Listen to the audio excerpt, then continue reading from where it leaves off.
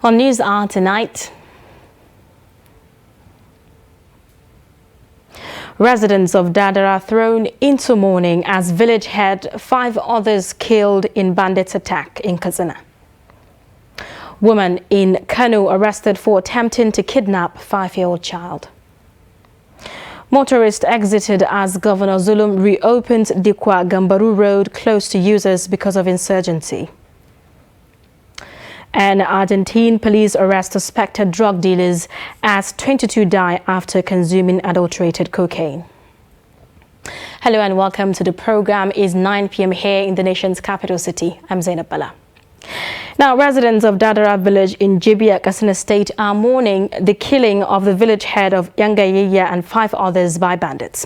Suspected bandits had on Wednesday night attacked the village, of killing 6 and displacing over 1,000 residents. Abdullahi Ahmadi reports. This is Dadara village, which is few kilometers to the headquarters of Jibia local government of Katsina State.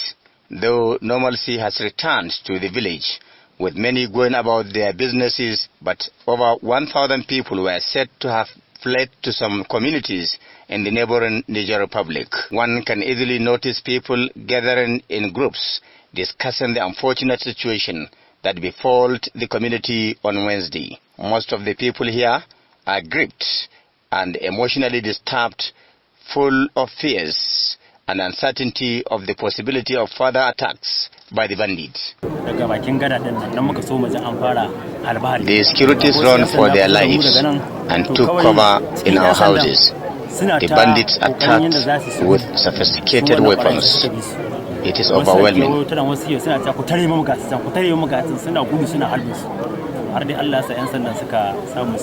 The presence of various security checkpoints within and outside the village did not help matters, as they were overwhelmed by heavy gunshots fired by the bandits. The bandits scared everyone, robbed and looted shops for almost an hour and abducted over 20 people, beside unsatisfied number of animals, including cows, sheep and goats that were roasted. Trust Television captured a 3-day prayer for some of the unfortunate victims of the attack, Musa and Garba, who were shot dead during the incident.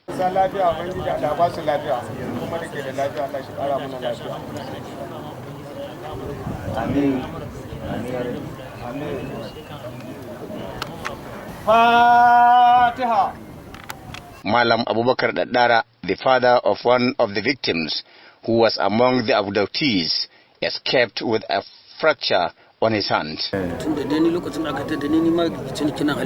It is the will of God I escaped, though with a fracture, as you can see. May the souls of the deceased rest in peace. Amen. The chief imam of Dadara, who prayed for God's intervention to prevent the reoccurrence of the ugly situation, commended the military and the police reinforcement who assisted in dispersing the hoodlums. The Katsina State Command of the Nigeria Police confirmed the incident through its public relations officer, Superintendent Gambo Isa, and assured to go behind the suspected bandits. Abdullahi Ismayamadi, Trust Television News, Katsina. Suspected terrorists have reportedly attacked passers-by in front of a government secondary school, Kaguru Kaura local government area of Kaduna State, northwestern Nigeria. An eyewitness who pleaded anonymity confirmed the developments to newsmen. He said the suspected terrorists came on motorcycles and wreaked havoc on those they could see. He said 6 persons have been confirmed dead instantly, and in the early hours of Friday, another 4 dead bodies were discovered in the general area. He added that the security agencies are now evacuating the Kaguru secondary school students to a secure environment for the fear of impending attack. So far, 32 persons have been killed in 3 communities this week in southern Kaduna alone. Police in Kaduna are yet to comment on the current development. Now, a woman suspected of attempting to kidnap a 5-year-old child has been arrested by a vigilante group in Kano. The incident happened at Lentata Street, Oki Quarters in Kano Metropolis. Trust TV correspondent Idris Jibril reports that Police Public Relations Officer Abdullahi Haruna said that he is yet to establish facts of the incident, but the suspect has been handed over to police for investigation. According to vigilante official in Koki, the woman in question was seen holding Bashir Jamilu, who was wearing uniform to this nursery and primary school. After little Bashir protested, residents started questioning the sincerity of the woman, who said she was taking her child to school, a story that would later prove to be a cover-up to avoid suspicion. Well, at the time we arrived at the scene, people are already beating the woman. So I tried to stop them. We arrived together with one of our members, Nazifi. So we stopped the people from beating her. We asked her, where is she going with the boy? She said, it's her son. I asked her, how did he become your son? Because the way I'm seeing you, you are a Fulani woman and this boy is a Hausa boy. So how has he become your son? So she started hitting me too. And many other people gathered. They continue beating her. I had to intervene and stop them from beating her. I told them to stop beating her. Let us hand her over to the authorities, because if they beat her to death, the police will definitely start asking questions. We, the vigilante, we might end up being in a one-kind situation. So we handed her over to the police authority.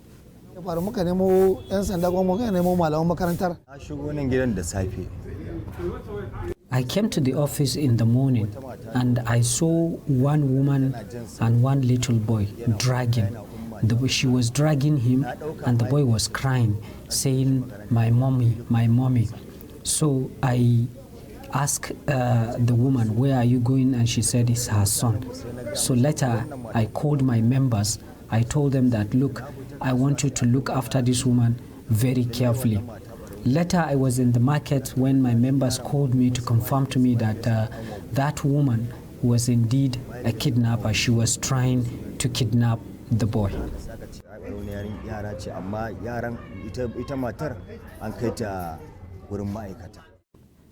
Aisha Salisu is the mother of Bashir.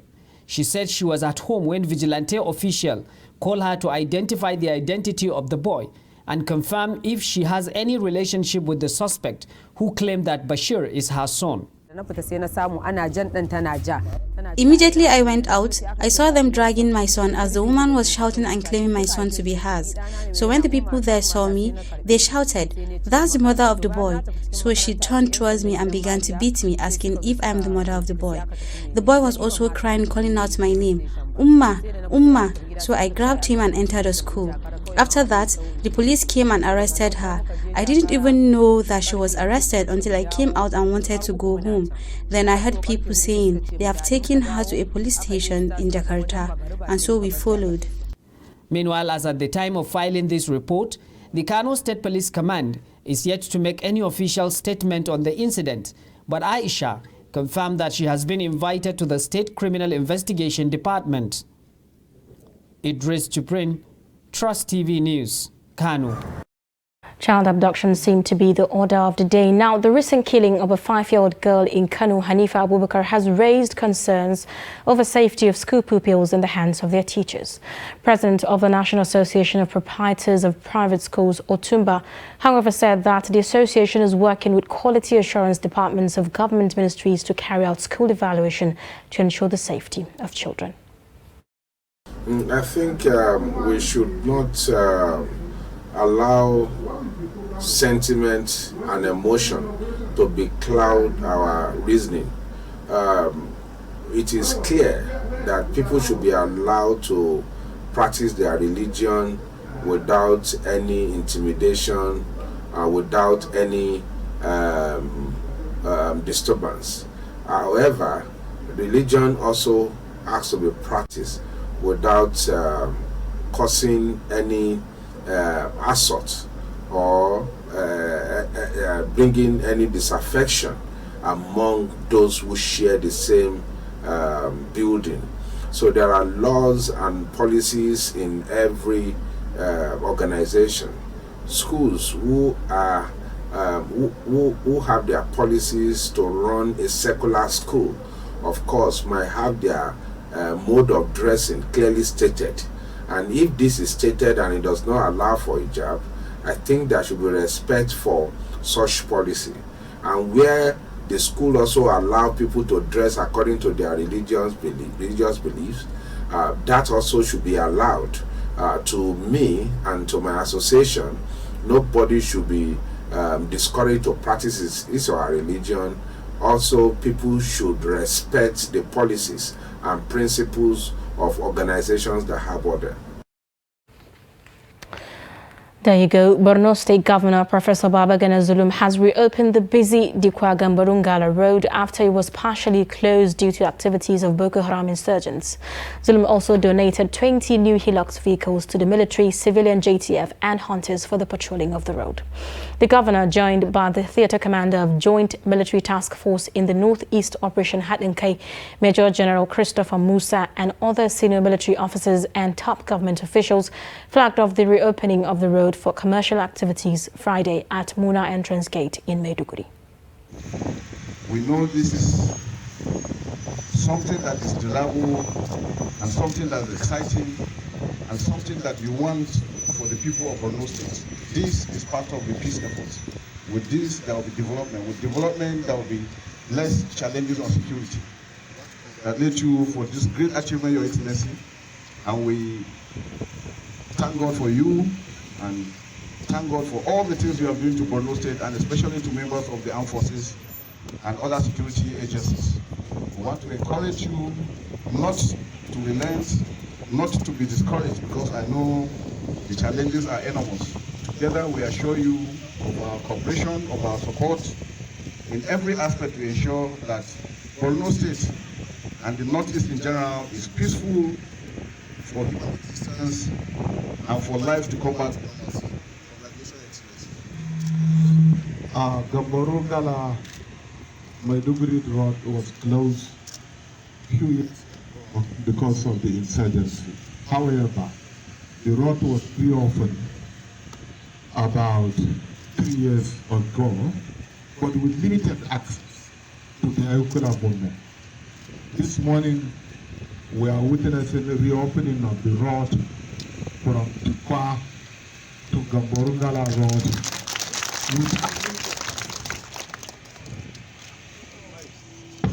with unlimited access.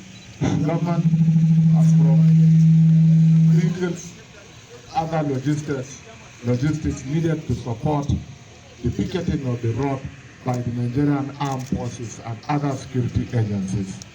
On this note, it is my singular honor and privilege to reopen the Maiduguri Dikwa Gambarungala Road with unlimited access to the commuters, to the glory of God and to the benefit of humanity.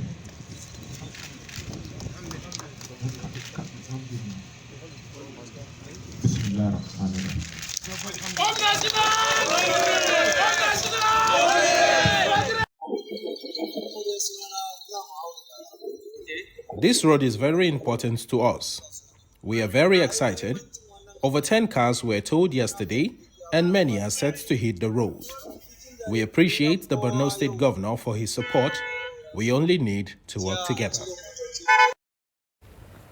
Still ahead, a group of youth leaders under the umbrella of the Nigeria Ethnic Nationalities Youth Leaders Council wants the federal government to be more proactive in dealing with the growing spate of insecurity in the country. President of the council, Terry Obi, during a media parley in Abuja, says youth in Nigeria are tired of witnessing mindless killing of Nigerians daily. The council, however, urged youth to participate actively in politics, especially with the 2023 general elections fast approaching, and called on politicians to imbibe the spirit of fair play ahead of the polls. Roasted like chicken for no fault of theirs, except the fact that they are Nigerians. We say today that enough is enough, and urge the security agencies to sit up. We have so many wars without action from the government. We have all it takes to be the President of the Federal Republic of Nigeria come 2023. We call on all Nigerian youths to participate in all the political parties' processes, because that's where the decisions are made. This is where people elect representatives into elected positions. If we don't participate active in political parties' activities, we will not be elected on any platform to become president, governor, or National Assembly members. We can't have an election without a country. With the way things are going, with the unguarded utterances of top politicians, we will not allow few individuals, because of their selfish political interests, to ruin the future of over 120 million youths in this country. Back in Abuja, tragedy has been averted on Thursday as some persons believed to be fake journalists attacked the chief correspondent of Punch newspapers, Friday Uluku. The incident occurred during an academic town hall symposium with Minister of State for Education, Chukwuemeka Nwajibu, at the Best Way Hotel in Apo district of the city. He narrates his ordeal to Trust TV. I met the organizer who told me to call journalists to please, as a matter of fact, give me the speech that was delivered by the minister. Let me go. Because I called him aside, because that place was rowdy, some of these guys who we believe are fake journalists felt that I was telling the man another thing. When they first asked me, tried to molest me, I just thought it was over. So my friend, Gosin Okoye, a lawyer, called me as we were exchanging pleasantries. That's when the man just used whatever we think, whether it's the car of his key or his finger on my eyes. The journalism sector is in crisis. Magistrate Court in No Man's Land area of Kano State has granted bail to former Works Commissioner in the state, Muazu Magaji, in the sum of 1 million naira and 2 sureties in like sum. The sureties must include village heads of the defendant's hometown of Saronia village, chief imam or Hisbah commander of his Dawakin Tofa local government area of the state. Magaji is standing trial for allegation of defamation of character against the Kano State governor, and an allegation he has since denied. Defense and the prosecution counsel say they are satisfied with the ruling, although counsel to Magaji believes that the condition will be difficult to meet. Please, blessing. The conditions are three. One, my client has to drop his passport, international passport. Two, the district head of his Dawakin Tofa should also be here, while the chief imam or his bar commandant of Dawakin Tofa should also be his shorties. Looking at two shorties. No. One, his bar commandant or chief imam. The second one, the district head of Dawakin Tofa. Yes, considering the time, I doubt much if we can be able to fulfill this condition right now, because now we're talking about 5 o'clock, and there is an international passport to be dropped at the court registry, which I believe he doesn't have the international passport right now, but we have to rush and get it, while we also have to rush and get the remaining 2 persons mentioned by the court. We are satisfied with the ruling. He was granted bail in the sum of 1 million naira with 2 reliable shorties in the like sum.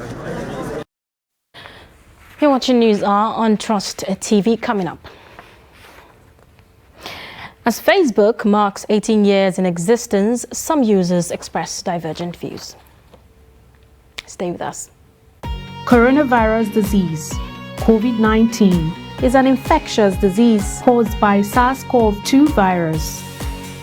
Most people who fall sick with COVID-19 will experience mild to moderate symptoms and recover without special treatment. However, some will become seriously ill and require medical attention. The virus can spread from an infected person's mouth or nose in small liquid particles when they cough, sneeze, speak, sing, or breathe. These particles range from larger respiratory droplets to smaller aerosols.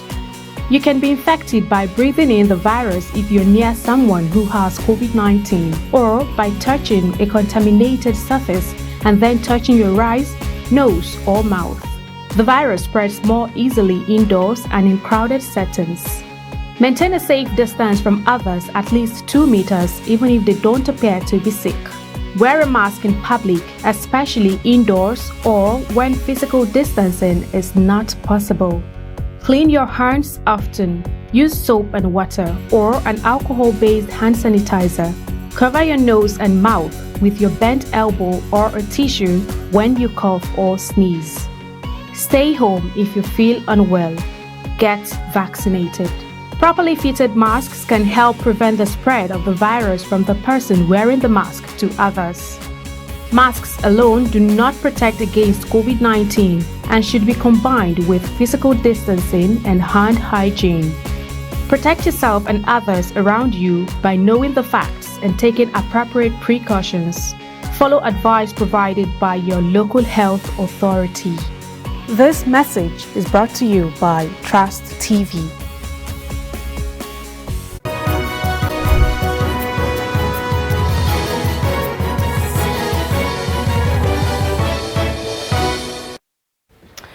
All right, welcome back. If you are just tuning in, this is News Hour on Trust Television. Here are top stories. Residents of Dadara village in Jibia, Katsina State are mourning the killing of a village head of Engayeya and 5 others by bandits. And a woman suspected of attempt to kidnap a 5-year-old child has been arrested by a vigilante group in Kano. Still ahead, World Cancer Day is marked to inspire greater awareness of cancer and action for better prevention, detection and treatment of the disease. According to World Health Organization, Nigeria is estimated to have 233,911 cancer cases, with 124,815 new cases and 78,999 cancer deaths yearly. Trust TV's Aisha Salim reports. World Cancer Day is an international day marked on 4th February to raise awareness of cancer. It is to encourage its prevention, detection and treatment. The 2022 World Cancer Day is themed Close the Care Gap. As part of efforts in the battle against cancer, Women in ICT, a non-governmental organization with its partners, organized a walk and run exercise to raise awareness and educate the public. The organizers say the key to curbing the menace of cancer is early detection. Early detection is the word, and we're trying to make it known that it's good for women to go for checkup. Women, men, and all that is involved, the bodies, to go for checkup. And this work is for sensitization, to sensitize people around Abuja, the world, telling them that cancer is real, but it's not a dead end. Early detection is the key, and we want to close the gap by, when you detect early, the treatment commences, and cancer is not something you hide. You have it, you say it, and there's treatment for it if detected early. To let everyone understand that cancer, has no respect for anyone, be it, irrespective of your social stratification society you belong. Cancer has no respect for anyone. Cancer cuts across every phase of life. Therefore, everyone needs to be committed to this struggle. It is one thing that has remained, very, very troublesome, and has the potential to, close down human race. Representatives of Medicaid Cancer highlighted the care gap reality of the lack of access to health care in some communities while providing free cancer screening. We're trying to look at the reality we are living today, whereby access to healthcare is rare in so many places. We're not just talking about access to healthcare, not just in the sense of equipment, but information, professionals. We're talking about resources for research. So we're just trying to create more awareness so that people get to understand the gaps and how we want to bridge that gap. When it comes to living a lifestyle one thing is that is most essential for every human society is their health. So I believe that if we can be informed and educated about some of the preventive measures we can take for our health, then we can go a long way to live more better than we used to live. So the main reason why I'm here is to see how I could encourage this idea, because we buy it from the standpoint of view and see how we could partner to bridge the gap against cancer. The primary goal of World Cancer Day is to significantly reduce illness and death caused by cancer, and is an opportunity to rally the international community to end the injustice of preventable suffering from cancer. Aisha Salihu, Trust TV News, Abuja.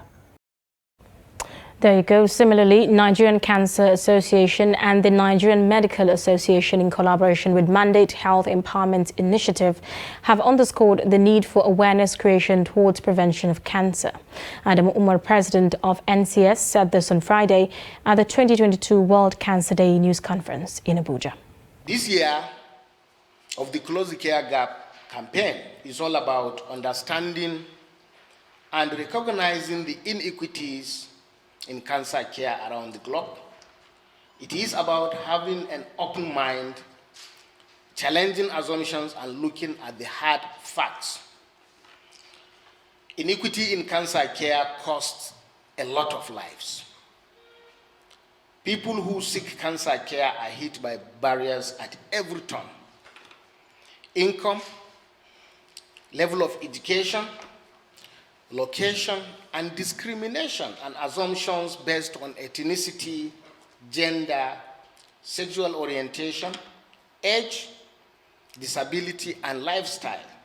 Mental health is an integral and essential component of health. Mental health is clearly stated to be where an individual is able to realize his potential, his ability, and is able to cope with daily stress and remain productive, and has the ability to contribute immensely to his community.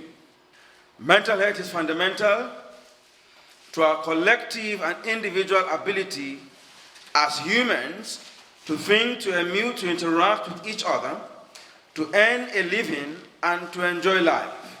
The discussion of mental health and the need for mental health reforms and focus on positive change made by the Mandate Health Empowerment Initiative alongside with our partners, the Federal Ministry of Health, APN, CBN, WHO Nigeria, Johnson & Johnson Nigeria, and other critical stakeholders cannot be overemphasized, especially given to the current realities that this nation is facing today. Regular exercise. At least a minute or 30 minutes. Do something to exercise your body. As I'm talking today, most of the NGOs have incorporated, walk in the morning as part of it. We should have a healthy weight. What do you mean by healthy weight? Let's check our body mass index. If you are tall and you have moderate weight, your BMI will be okay. But some of us that are short and we are growing, bigger and bigger, let's be very careful. So maintaining a healthy weight is one of the ways we can always check for cancer.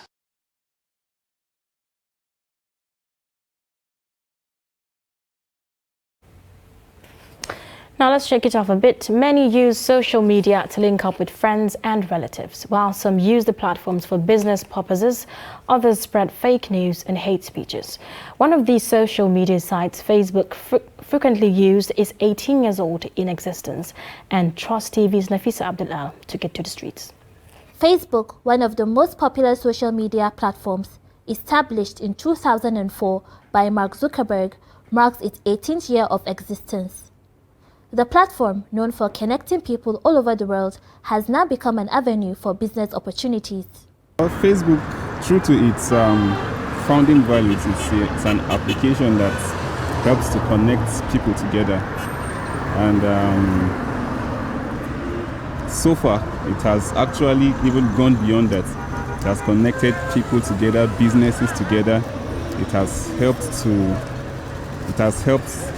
companies, in advertising, individuals to take their businesses and their livelihoods to a whole new level. So, well, Facebook in general, it has helped lives. In the other end, it has caused more harm, because I've seen situations whereby people meet on Facebook and they go to see the person face to face and they end up getting harmed. But in the end, businesses have been formed through Facebook, so it has caused more harm and it has done more good to the lives of human beings. There is information which I will not be aware of it. When I on Facebook, I will see a lot of informations, a lot of cases which you can't believe it is happening in real. Disadvantage, I don't think Facebook has a lot of disadvantage, because if you use something as good, you have advantage of making that things to be good at you. When you use it to make things bad, it has on disadvantage, making use it of this to be bad advantage. To me, I think it's a very good platform whereby people come to unite. You get to know people around the world, different kind of tribes, culture, people from different locations here in Nigeria and across the globe entirely. So for me, I think the experience has been actually awesome. It's been nice. I got to know many people through our Facebook accounts. So I use it and I know what importance it has brought to me personally. Is the social media that help link people globally, and it's even a source of income to some. Like me now, that I use it for advertising my business, and people chat me up through that. So it's a source of income too. A strategic pivot by Facebook has led to its rebranding to Meta, of which Zuckerberg owns 13%. Nafisa Abdul Al, Chess TV News, Abuja.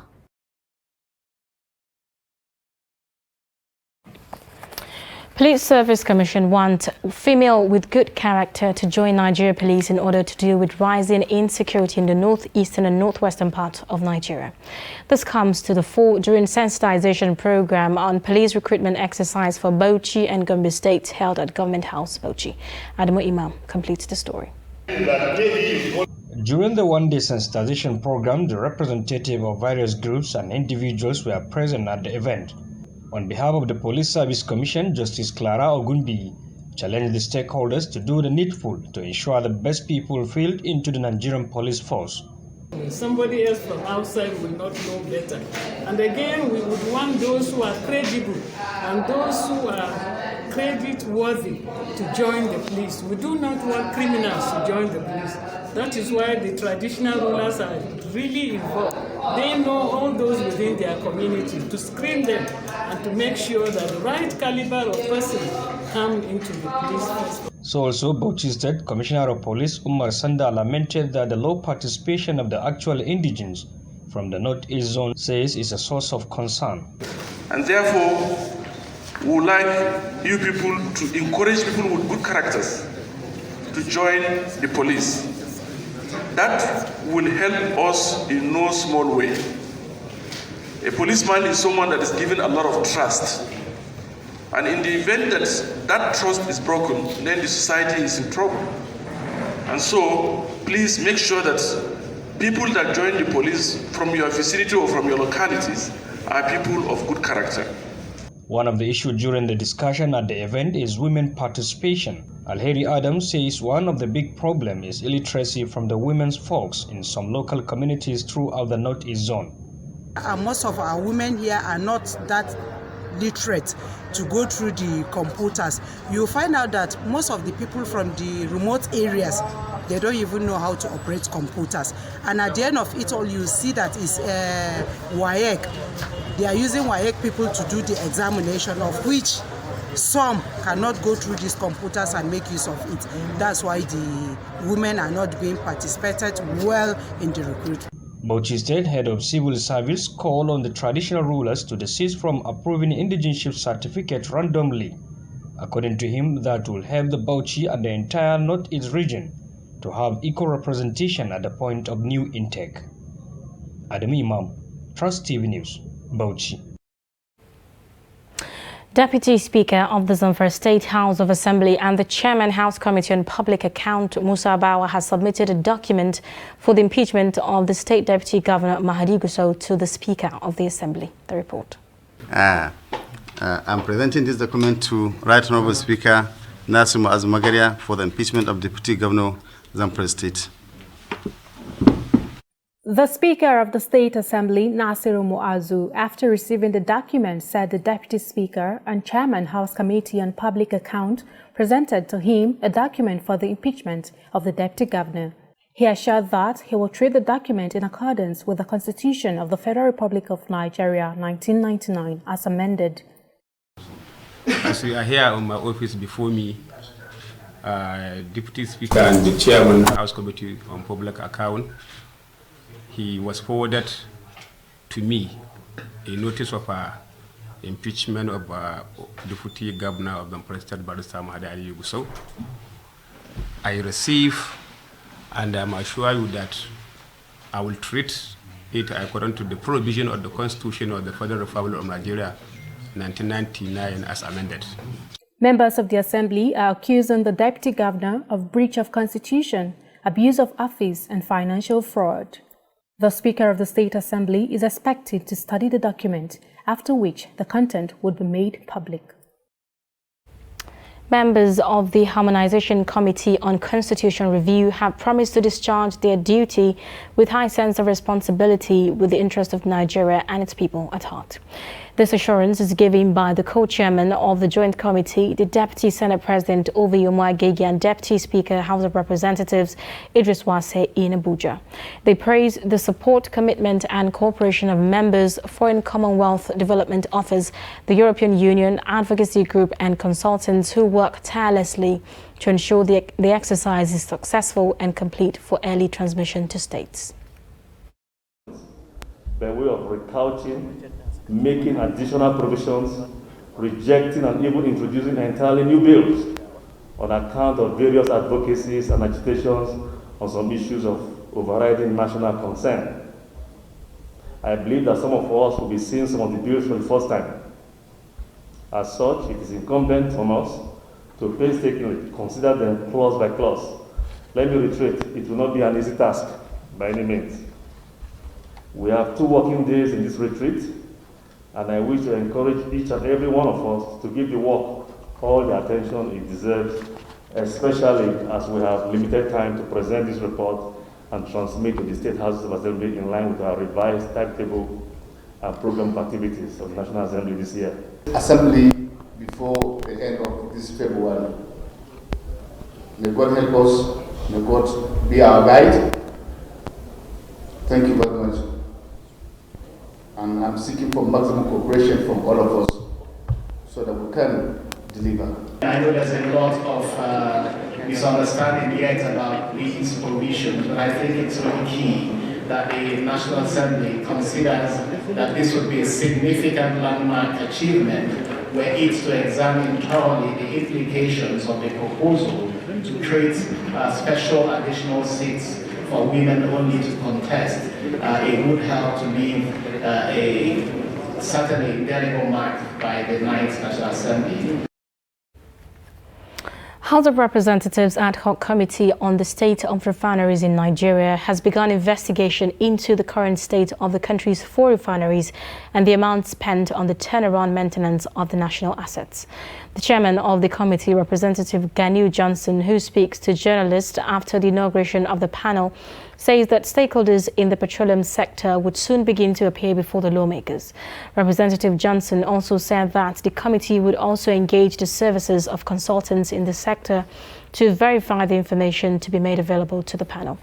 The House had on Thursday last week adopted 2 motions to institutionalize an earlier order by the Speaker, Femi Gbajabiamila, for an investigation of the current state of Nigeria's 4 refineries and the actual volume of premium motor spirit. Coalition of Societies for the Rights of Older Persons in Nigeria says it will recognize companies that have operated in the country for 60 years and above with the National Citizens Award. President Cosby, the coalition Oyegweze, said this on Thursday during the Partners and Stakeholders Outreach meeting on National Corporate Senior Citizens Award Initiative in Abuja.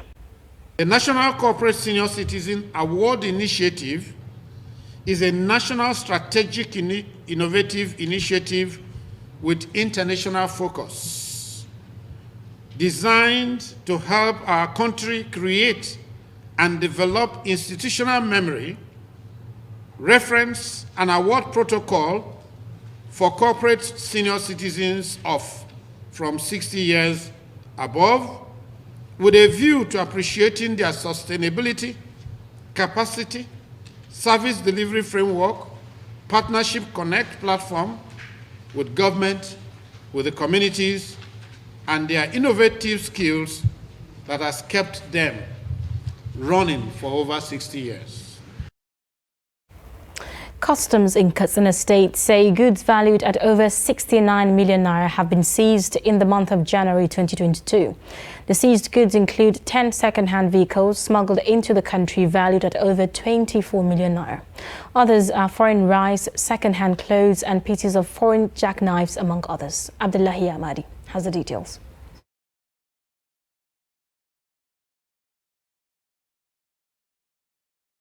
Earlier, at a Customs Public Stakeholders Forum, Governor Aminu Bello Masari of Katsina State called on the Nigerian Customs Service and the federal government to open Katsina-Niger land borders to ease the difficulties facing border communities. Governor Aminu Bello Masari, who was represented by the Secretary to the Government of Katsina State, Dr. Mustafa Muhammad Inwa, told the forum that the essence of the border closure was to check the excesses of insecurity which is worsening by the day. The border closure has crippled the fragile economy and exposed many to untold hardship, especially the border communities. Rufe border wai tsawon lokaci shekara shekaru ba shine magani ba.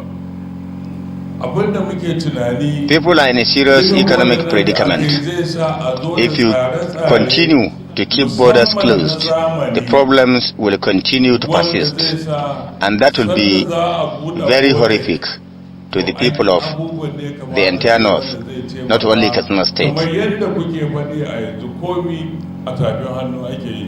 The Katsina State Governor called for the downward review of customs duty to ensure the ease of doing business rather than imposing unprecedented taxes which many could not afford to pay. The Kamwan Katsina District Head of Ketare, Alhaji UK Bello, said the forum was organized to sensitize people of the state on the constitutional responsibilities of the service. UK Bello, who is a former public relations officer of the Nigeria Customs Service, suggested the involvement of traditional rulers in ensuring cordial relationship between the service and the public, especially border communities. The district heads, village heads all over the state, usually where the border communities are residing, they should educate their followers, their subjects, the importance of customs in the national economy. The people in the communities should be advised by the district heads that they should give more cooperation to customs than the traders at the border areas. They get more than the period they are getting from the traders or smugglers. The controller, Katsina Area Command of the Nigeria Customs Service, DC Talha Wadachedi, said there is a drastic reduction in smuggling of prohibited goods, which results to sour relationship between the service and the public. There was really a serious progress because it all centered on how do we love our country. We don't have any other country apart from Nigeria. And as such, it's only if we believe in Nigeria that we can be able to do what, it's not what we can get out of Nigeria, it's what can Nigeria gain from us, because we need to leave a legacy behind. This legacy is what our children will inherit, improve upon, then our grandchildren will now have where to stay and what to do. The Nigeria Customs Service Katsina Area Command organized the forum following incessant killings of people in an effort to check the excesses of smuggling, especially along the border communities of Katsina State. Abdullahi Ismayamadi, Trust Television News, Katsina. Well, there you go. You're still watching News Hour on Trust Television. I'll see you in a moment.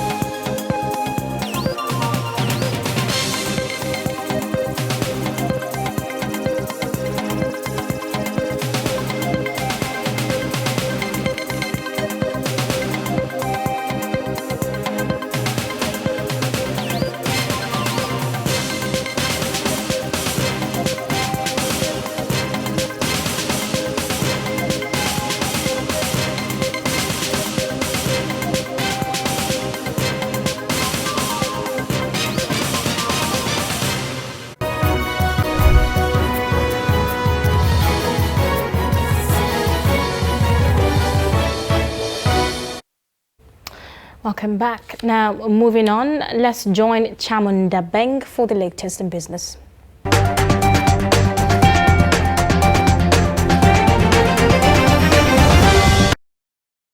President Muhammadu Buhari launched the revised National Policy on Population for Sustainable Development, stressing the need for urgent measures to address Nigeria's high fertility rate through expanding access to modern contraceptive methods nationwide.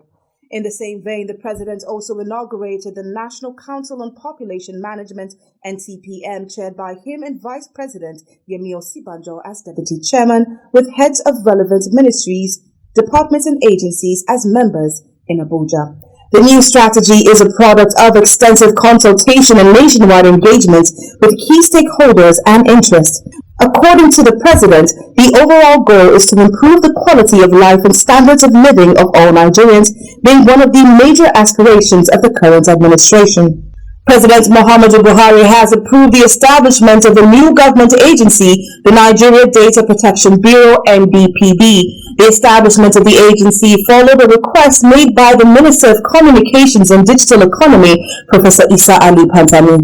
In a statement issued on behalf of Pantami by his media aide Uwa Suleiman, the NDPB is established in line with the global best practice and the focus on data protection and privacy for the country, among others. He said the successful implementation of the National Digital Economy Policy and Strategy, NDEPS, for a digital Nigeria has significantly increased the adoption of data platforms and accelerated the datafication of the country.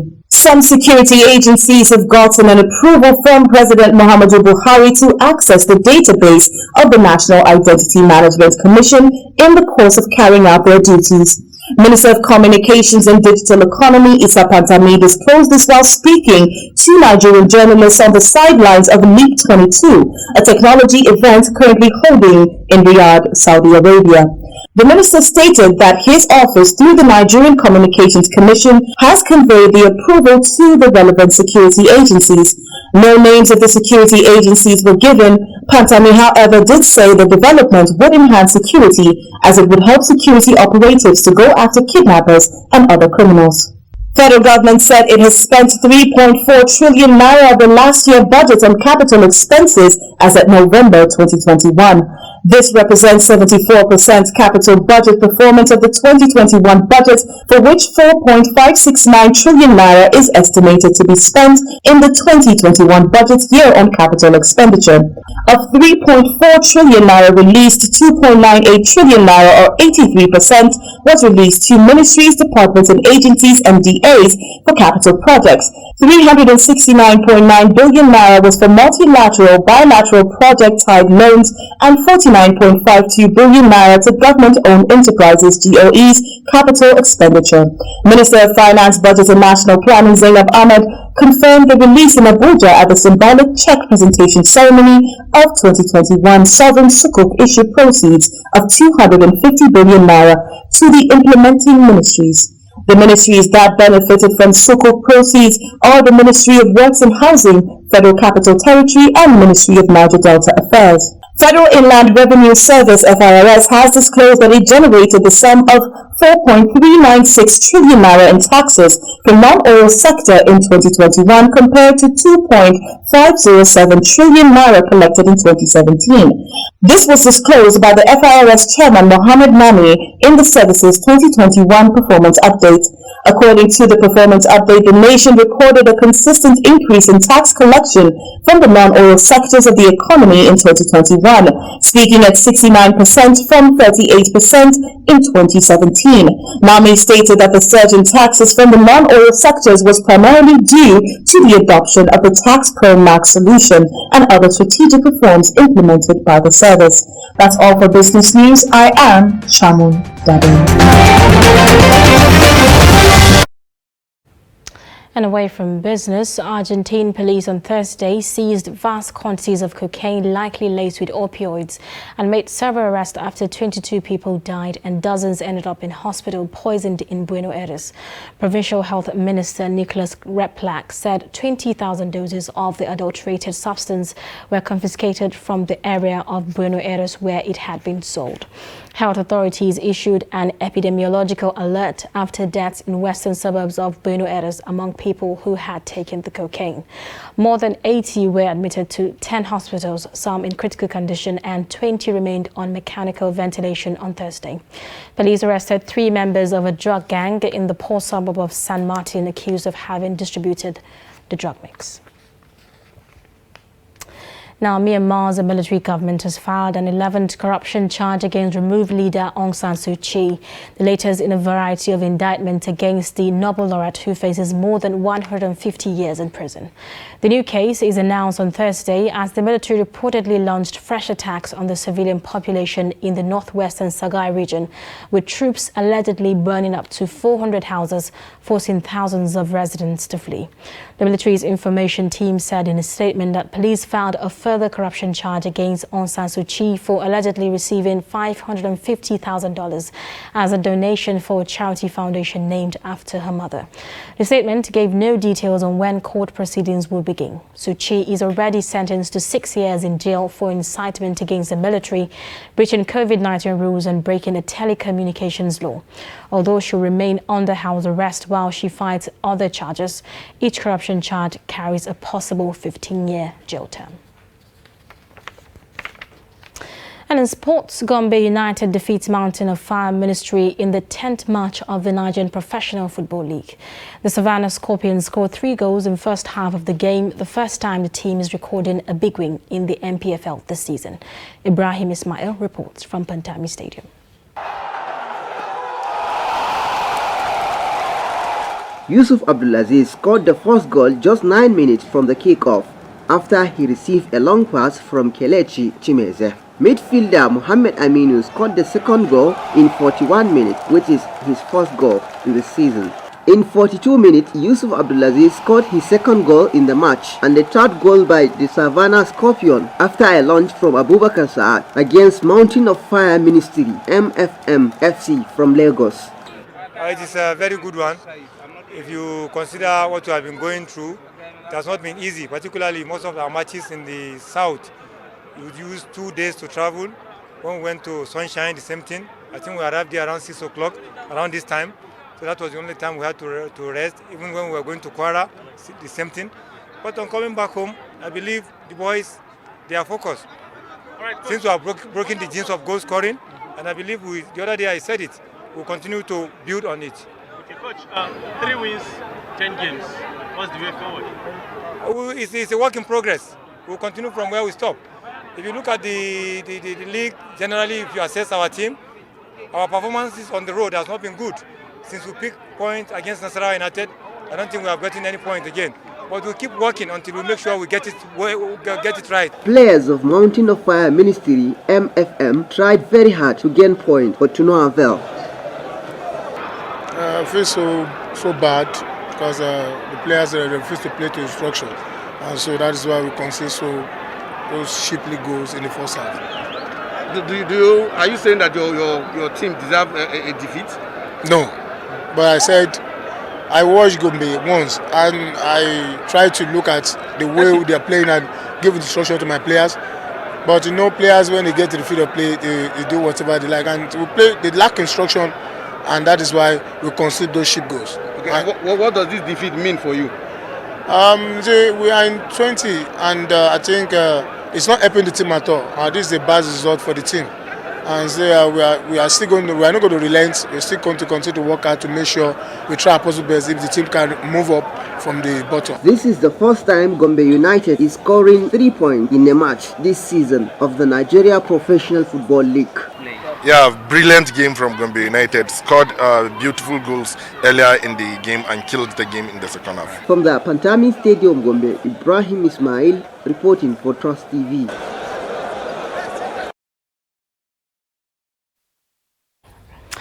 With sports, we wrap up News Hour tonight. It's been a pleasure having me. Do not forget to follow us across all our social media platforms. I'm Zainab Bala. Have a good night.